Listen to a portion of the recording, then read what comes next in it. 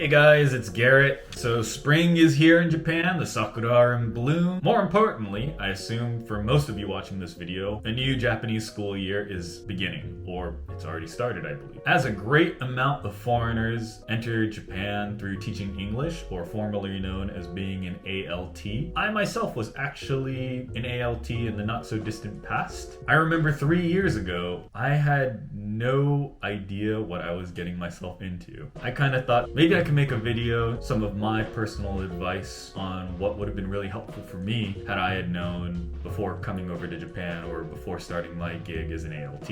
So before we begin, I just wanted to give you a little bit of background. I worked as an ALT for about 2 years, junior high school in Chiba, and it was like the borderline of like quasi-Inaka. I fortunately only had to work at one school because it was like one of the biggest schools in the area. I had about like 40 students per classroom, over 700 students total in the school. I never taught English as a second language before coming to Japan, but I did have teaching experience from studying adolescent education. Teaching in America versus teaching in Japan in these different separate roles are not comparable. Trust me when I say that. If you don't have a teaching license or if you haven't taught in a school before, period, you're gonna be fine. So without further ado, let's start some of my favorite tips for first-time ALTs. And so my first tip, if anything at all, that I strongly encourage, get yourself a notebook and keep notes of everything and anything that happens at school. You can see this one has a coffee stain on there, my blood, sweat, and tears. You can really, it's up to you how specific you want to get. The more specific, the better. I have over here just notes from each different day that I had it. April 24th. The laptop battery was not good that the school provided me. Teachers have extension cords in their back cabinets if they're needed, but always bring a charger to all classes. The second years were not jazzed about getting stickers. Some of them felt like they were patronizing. Later on, I would even give myself like class reflections, as you can see here, like a C minus, a B plus, depending on how I felt that I did. As soon as I was done with my class, or as soon as, let's say I had a row of different classes, I would immediately come straight to my notebook and I would just write down different notes. Because you have so many different students that you work with. After I would eat lunch with some of the students, like I would write down, okay, in class 3-1 today with Nakamoto, she was the girl with the bowl cut. She likes to play volleyball. She plays flute. She's played flute since elementary school. She loves Harry Potter. She wants me to listen to this band called Mrs. Green Apple. Then Yota, he was a gamer who likes PC games. He played Pokemon Ruby and Sapphire. Loves to play piano. These were like my bread and butter for all of my ideas for what to do. When the students know that not only that you remember their names, but you remember their interests and you incorporate these things into your classes, it makes the job so much easier. It makes the job enjoyable. All it took was, okay, this girl likes volleyball, then I'll be sure that in our next activity where we have to talk about hobbies or discuss something like that, there's definitely going to be a volleyball card. Likewise, Black and Pink, K-pop band. I didn't really know anything about K-pop. I will find an image or a GIF on my slideshow to include in that class. A lot of these students may not have even liked English or wanted to participate, or maybe their English was low, but the second that they saw like their favorite band or their favorite anime being featured, it was like their focus just immediately diverted to the front of the classroom. And trust me when I say just keeping notes on everything, taking notes on the teachers, taking notes on the students, taking notes on different classroom types. It's just some good classroom organization 101 that I would highly recommend. You're gonna have so much time on your hands between classes. Trust me when I say all it takes is just keeping a little note of what you're doing to help you get through the day. Goes a really long way. So my next tip is actually going to be about overwork. In Japanese, it's called zangyo. So every ALT is going to have their own contract hours. No matter what dispatch company or if they're a direct hire or whatever, you're going to have a contract and it's going to have your hours laid out for your labor laws. Basically, let's say it's generally 8 to 4, right? Some ALTs have gone out of their way to throw in advice like, and I took this advice too, if you work overtime, your teachers will accept you a lot more easily than if you don't. And I think I see where everyone was coming from, and I notice in Japanese society, just that's how things work in most businesses. classes. The last person who's physically out of the workplace is generally regarded as someone who works pretty hard. I would have this game of chicken actually with the guy who worked next to me, and I would notice that sometimes this guy was literally like typing a Microsoft document and deleting everything he did and then typing it again and deleting everything he did for like literally an hour. Anyways, that's another story. But I tried to put it upon myself to be the last person to leave so that I can hopefully gain more credibility in the eyes of my teachers. That is why in the first year, I totally burnt myself out. Like, my contract went until 4, but I would generally work until 6, sometimes 7 or 8. In the beginning, of course, everybody was like, oh my gosh, like, you know, you shouldn't be here. What are you doing here? Get out. And once I like pushed it and I made it that I was like insistent that like, I'm going to show you guys that I belong here, they started to accept, okay, Garrett's a hard worker. But then it started to turn into some issues like, let's say I really did have to leave by my contract hours, or if I had something to do. Now I created an issue where I needed to stay overtime all the time. Teachers didn't prioritize communicating with me until after hours. That really started to become a bit of a problem. And I can't really blame anyone except for myself, because if you think about it, I was the one who initiated that. I was the one who was very firm about saying, I'm going to stay here. And granted, yeah, I got invited to like teachers' trips and things like that, which was really awesome, honestly. But it was so exhausting. And what it ended up coming down to was by the time my second year came around, I didn't have the stamina or the physical capacity to keep working 12-hour days anymore, especially not getting paid for those overtime hours. And I had to sort of awkwardly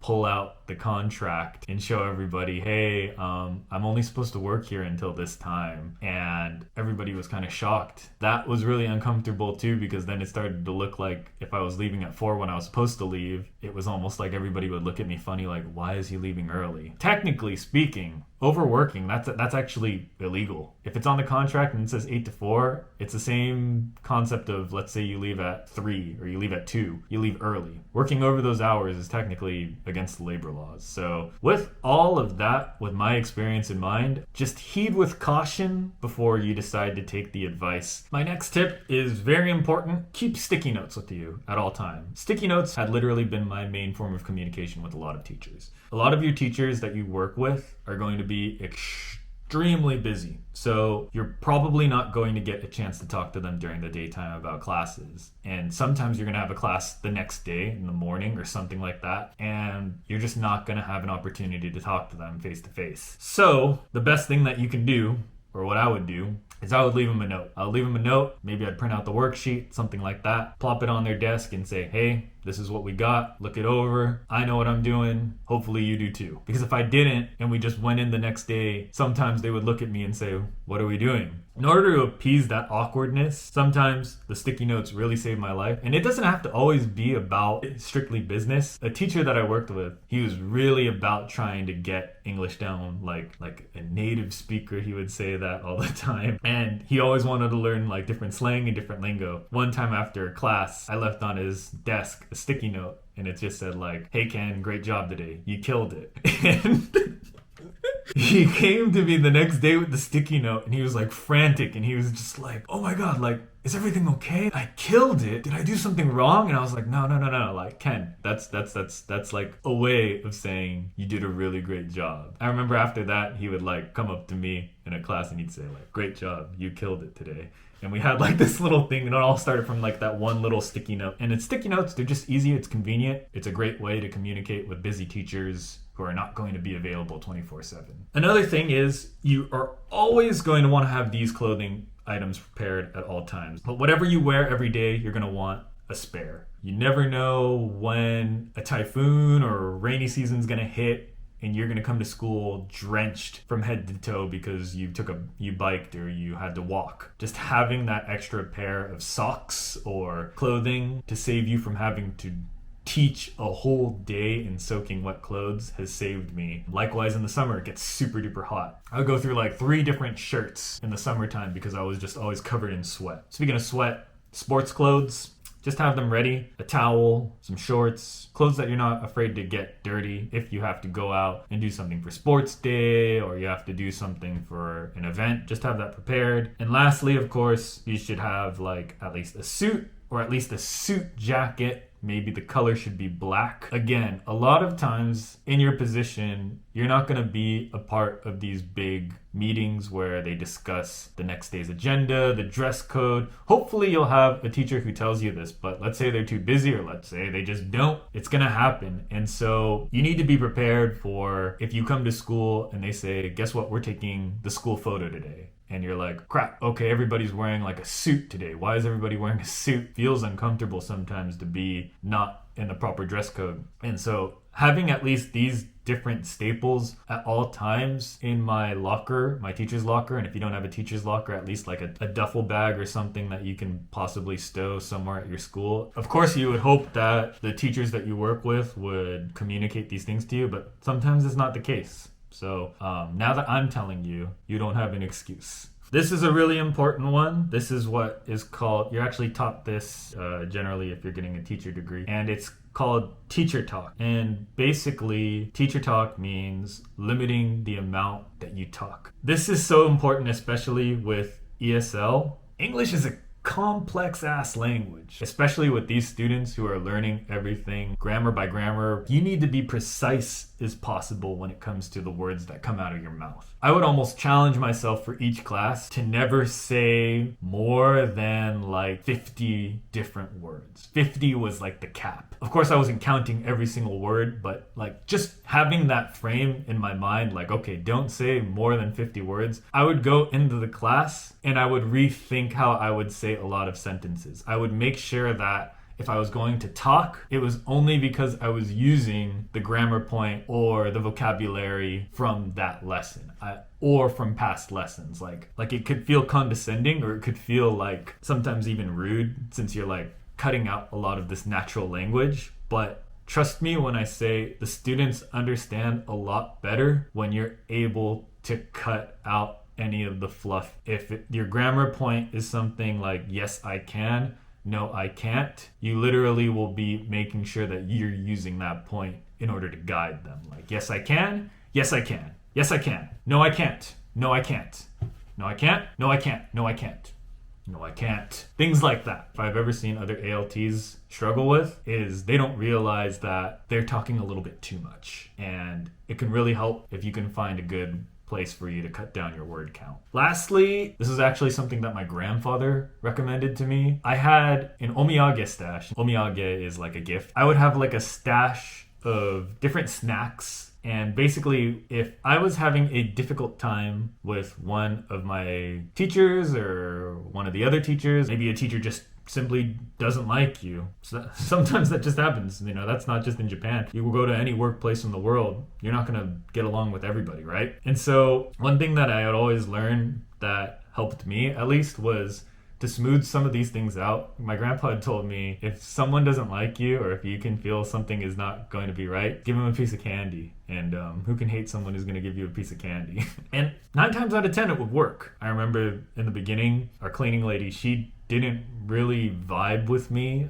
She was an older lady and I think she wasn't really used to working with foreigners. She would think that I was the reason for a lot of different things happening at the school. Things that she would like clean, she would just automatically assume that it would always come from me. And I remember I would hear her always talking to different teachers, telling them in Japanese, like, can you tell him this? Can you tell him that? And sure enough, as soon as she was done talking to them, they would tell me something like, hey, were you in the kitchen the other day? And I was like, no, I wasn't in the kitchen. They're like, well, if you were in the kitchen, then if you're going to do this, make sure that you do that. And I was just like, okay, I wasn't in the kitchen. And when I started to notice this trend, and it's like these kind of explanations were starting to come from this cleaning lady in particular. Sure enough, I pulled out my Omiyage stash, Ghirardelli chocolate from San Francisco that I had. And one of the days I just went straight up to her and I said like, oh, you know, here you go. This is actually one of like a really nice chocolate from San Francisco. You know, thank you so much You're always working so hard. You're always cleaning the school, whatever. And as soon as that happened, she was like super duper chill with me after that. Like after that, she would come over, she would show me pictures of her grandkids,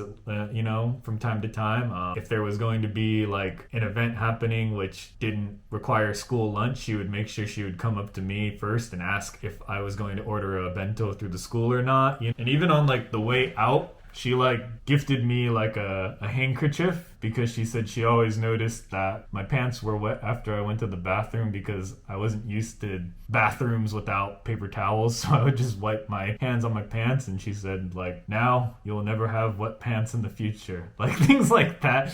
She almost became like this lady in the beginning who I had so much difficulty with. Almost became kind of like an aunt figure to me who looked out for me a lot at school while I was there. It's crazy because it all just started with a piece of chocolate. And sometimes that's all you really need. And I guess finally, my last final tip is just be prepared to fail. You might give sticky notes and it gets lost under their pile of work and no one ever gets to read it. You give chocolate to the person who's mean to you and they're still being a jerk. You plan and you decided, like, you wrote up a really nice lesson plan formulated on all the different interests and things. The stars all align with your notebook, and you find that these kids are growing kids, and although they loved that K-pop band 1 week ago, now they hate that band, And it's part of the learning process, and that's generally what's going to shape your experiences as an ALT. So long as you're able to get over those failures and not dwell on them for too long or take it personally and get really upset, and you could just kind of accept, okay, that didn't work, on to the next class, on to the next thing, on to the next interaction, whatever, you'll be in good shape. That is basically it for my tips for first-time ALTs. Good luck. If you're already in the fray, keep up the good work. If you like this kind of video and this kind of content, and you want more tips or stories or advice about my experiences as an ALT, please be sure to leave a comment below and like and subscribe. I'll see you next time. Peace.